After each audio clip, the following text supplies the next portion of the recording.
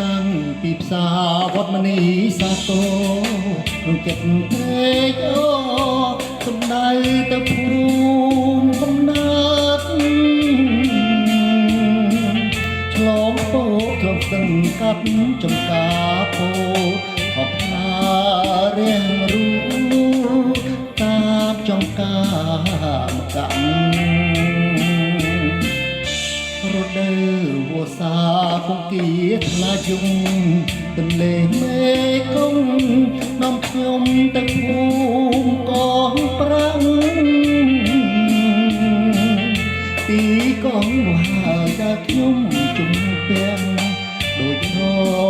តែងបាក់នៅកណ្ដាលព្រៃរអូបក្លិនផ្កាណាគ្រីពេលក្រៃនាពេលរាត្រីដូចក្លិនស្រីពើអូបក្នុងអាក្រាឲ្យបងទៅលងឲ្យនៅពើប្រណី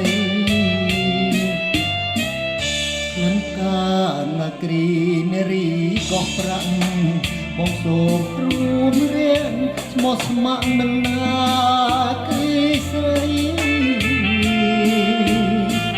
បំណាច់បងមកក្នុងពេលរាត្រីបានត្រឹម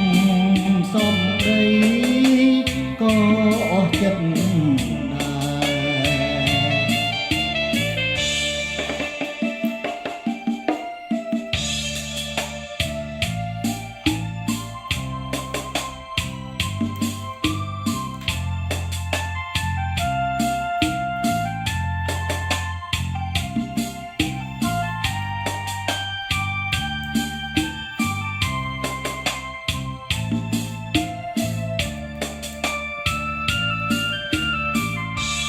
អូក្លិនផ្កា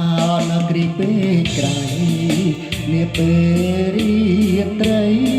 ដូចក្លិនស្រីពើអូបក្នុងអាក្រាឲ្យបងទៅលំលឹងអីនៅពើឲ្យប្រណីក្លិនផ្កាណាគ្រីនារីកោះប្រាំងបងសូមរួមរៀនស្មោះស្ម័គ្រនឹងនាគ្រីស្រីបំណាច់បងមកក្នុងពេលរាត្រីបានត្រឹមសំដីក៏អស់ចិត្ត